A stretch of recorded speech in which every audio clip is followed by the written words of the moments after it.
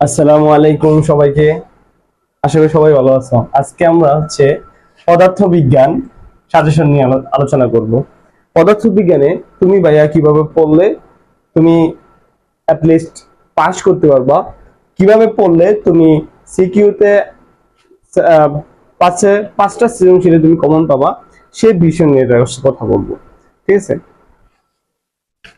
এ plus কিভাবে পেতে হলে কোন চ্যাপ্টার গুলো তোমাকে বেশি গুরুত্ব দিতে হবে সেই চ্যাপ্টার গুলো নিয়ে কথা বলবো।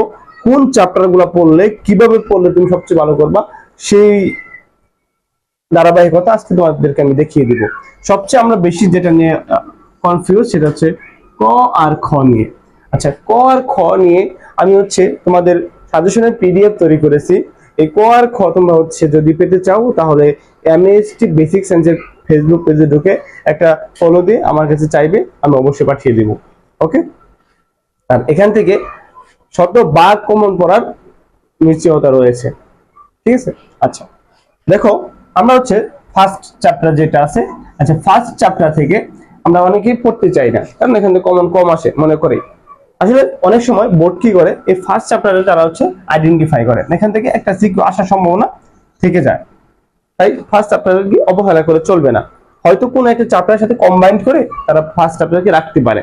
সো এটা আমরা ভুল করবো না, এই ভুলটা করবো না।